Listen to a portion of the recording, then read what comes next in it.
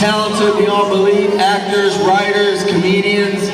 I don't know, they like to hang out at Walmart too, because they're always talking about that. So I'm gonna bring him up. James Jr., this guy can really dance, so he really likes to come out dancing. And Mr. Ernie Riverside, this guy said he's hickey free, and he got all his shots before he came here. So, they let these guys leave the Navajo Res. Here they are today, James and Ernie.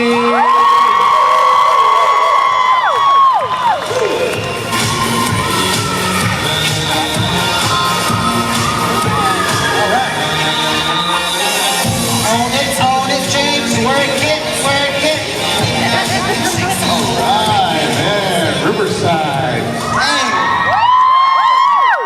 Riverside, this side, Riverside, that side, inside, go outside, stay outside. That's why they call it Riverside. Red side. Show your red side. This is my red side, and this is my other red side. So we came all the way out from the Southwest. I'm from Arizona, and we live in Winter Rock, Arizona. So. James here is from the great state of New Mexico. New Mexico, Farmington area. Any Pueblos here in this area? We're a big fan of Pueblos because your hot chili. Chili's real hot. James and I, we did the infamous Pueblo tour. We hit about 4 or 5 Pueblos in a row. And the Pueblos are very generous. Every Pueblo, come in, eat lots, eat plenty. Hot chili, man. Where I was eating, I was just sweating and done. Oh! He was sweating bullets. Let me tell you, that chili is hot going in. Yeah. Exactly, it's hotter going out. 2 weeks after tour, we're still walking like 2 riders, man. 2 gunfighters. Man, to get a bunch of ice. It's awesome to be out here, man. The first thing we thought about, come here, we're not from here, man. We're saying tornadoes. We're scared of tornadoes. It's not even tornado season, man. Small breeze, man. So I'm looking up at the sky. And man, everybody says y'all out here, right? Y'all. You know, we're from back on the west side. We don't say that. We go you all, right? So I can tune it like a guitar. You all. Finally came out, man. And this lady comes up to us. She's all like, where are y'all going? Give it to him, he was by himself.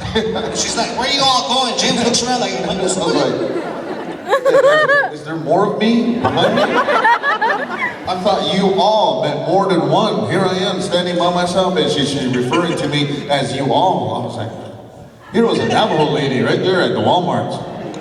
I gotta do this Indian style over there at the Walmart. Man, I can tell where they ended school, man. Everybody's like, where's the gym at? Over there on that side. Security did that too. He said, go around that way, man. He was pumping everybody part. Go around that side, then down that way, then over there. Then do gym, turn around over there on that side. That's with your sign language. We use the whole body to backstab. You know what I mean? And the thing is, Native Americans, us, we are the best at backstabbing. We will backstab your front. We don't care. We'll start talking about you before you even leave the room, man. You'll be like, that guy right there. I know, man. We'll use our hip. Have you seen the hip one? Yeah, look at them. They're walking right there on that side. They're walking over there, right there by the building, by the Anadarko building. Look at them over there. Not them over there, but them over there. They're walking around behind me. They're going over there on that side. They're over there on that side. They're the ones that snuck out last night. Look at them. It looks like he's dancing, but he's backstabbing you. Yeah. That's how we are. That's how we do, man. Sign language. We use our entire body. You're standing there dancing. You're like, oh shoot, my ex has just walked in. Which one? Both of them. Over there. Chinese are pointing over there. And you can't tell a native, whatever you do, don't look over there. Yeah. You'll be like, where? Just give you away, man. That's why we're getting busted. I don't have to be sly sometimes. And it's cool, you know, because Ernie and I were looking at this right here, and I think we visited every one of those residences. All those residences. Some of them look like, you know, they don't look like residences. Like, you know, you got Zuni, looks like it sounds like a, yeah, Zuni sounds like an energy drink, man. You know, it's cool, man. You got absentee Shawnee, man. It sounds like a candy bar right there. It's cool, man, you know. Yeah, I think we visited all these tribes. And we do this as a full-time job. We go all the way, all over the United States and into Canada, into Mexico when we're on the run. Anyone from, we saw one nation up there, Spirit Lake. Anyone from Spirit Lake up there? Northern Sioux tribe? That was one of our farthest ventures that we went on, man. It was awesome. And we drove up there, 5 of us, man. We packed in James's truck. Our first stop was in Rapid City. Rapid City was cool. Sioux here? Yeah, Rapid City, we stopped there. Yeah. And we stopped off, we're like, hey man, let's go stop off, let's go get something to eat with our Sioux brothers and sisters. We're like, sure, let's do it. Where do they eat? I know, they eat at Buffalo Wild Wings. Yeah. Because they like buffaloes and they're wild Indians. So we walk in, this thing's like cutting out, man. Walking at Buffalo Wild Wings, man. Waiting to see a bunch of our brothers and sisters, nothing. Instead, in there, nothing but cowboys, ranchers, and farmers. The music just stopped. I panicked. I went old school. How? Me and my brothers would like a table to share some Buffalo Wild Wings. Poor little white waitress like, okay, follow me. Sometimes your native just pops out, man. I know, You're not man. expecting it. And you know the Sioux people are cool because the movie Dancing with Wolves really put them on the map, right? Yeah, put them on the map. Dancing Wolves. And when they were speaking like the elders, man, I felt like I was part of a tribal council. Yeah. We felt like we were I felt like I was in the 1800s, man, when they spoke. It's because they speak with passion. That's what it is. Oh man, it was wonderful. It was awesome just to watch them.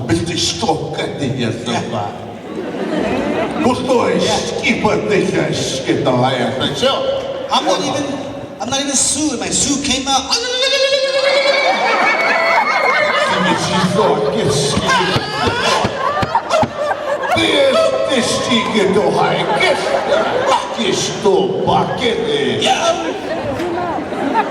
Passion. All that means is, do you have change for $1? Someone who's doing native going for it. You know, those are the awesome trips that we take. And this is our 10 years that we've been doing comedy. 10-year anniversary right here. I know, we'll get excited at once. It's weird to say that I have an anniversary with another man. I can't remember our anniversary. I can't remember my wife and I's anniversaries. Something's going on there. Something's wrong right there. But we're married men. I mean, hold on. We're not married to each other, right? We have wives. That sounded plural. No. We don't have more than one. We have one wife each. No. We don't share one wife. We're Navajo, but not that Navajo. It's not coming out the way I wanted to. It's great though, man. I've been married for 12 years and I tested over for 1 year, you know, just friends. And he's been sober, what, 17 years? 16? 17 years sober. 17 years. Now, that's interesting. You got a bigger applause for being sober than being married. I know.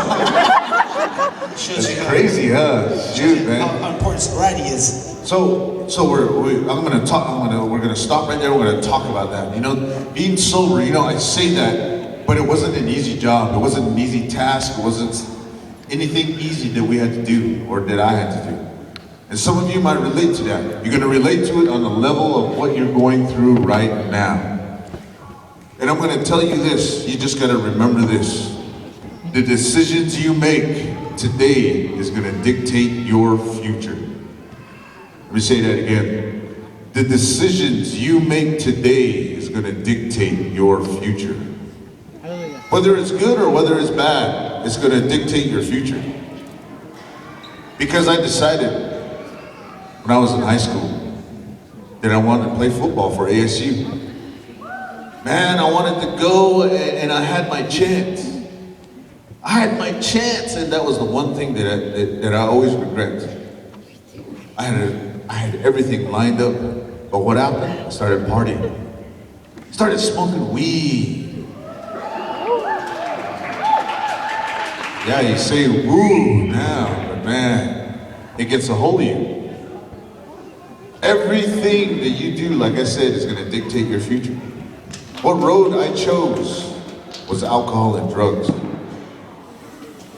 So I squandered away my whole dream of playing for ASU. The decisions that I made, I became this person that I didn't want to. I became a person that was an alcoholic. I became a person that was a drug addict, and soon I found myself on the streets. I became overweight. Basically, I became that one person that you don't want to meet. From that point on, there was something inside of me that says, no way. I don't want to be that person. Do you ever wake up one of those times you're like, man, I'm sick of this. I hate this. I need to change this. And you know you need to change it. But there's something that keeps pulling you back. They say that the strong will always overcome.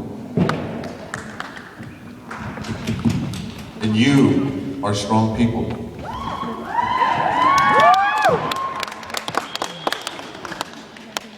I look up to you because you are the power. You are the strength of our future. It's not our current president. It's not going to be somebody that's current. It's going to be you. So I look at you as the strong people. Everything, every tribe that is represented here, remember, you are the strength. There's a famous gravesite here in Oklahoma. In Fort Sill, Geronimo's final resting place. Now, if we study Geronimo, now this is a Native American, this is one of the highly decorated Native Americans that there is out there. So we're gonna have a little history lesson about Geronimo and where you stand as a Native American. This is not about Facebook, this is not about Twitter, this is not about how cool you look or how awesome you look, or what alcohol you drink, or how much weed you have, or how much you can sneak out. This is about a man who eluded the U.S. government. That he eluded it so much that West Point, the U.S. Army training for officers, uses his tactics. Think of that.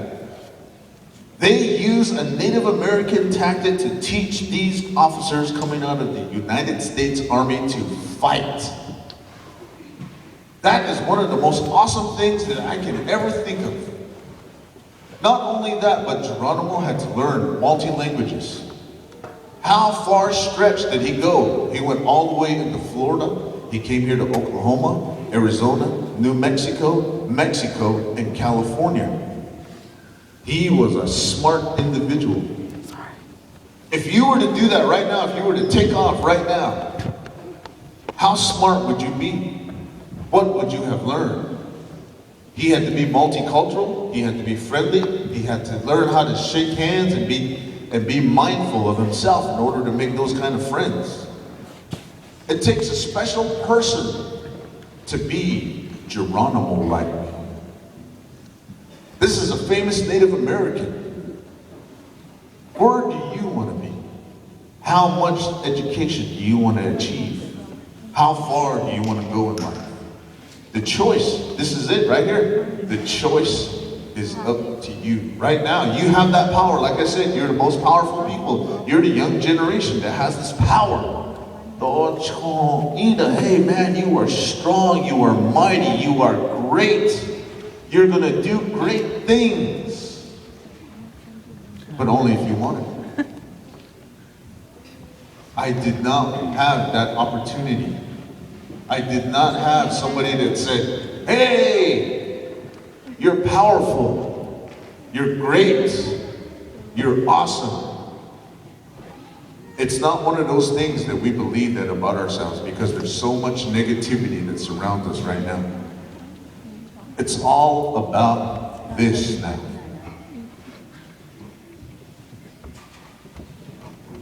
We have forgotten. We've forgotten our brothers and our sisters. I don't mean your brothers and sisters. I mean your brothers and your sisters. we all face the same things. We all face the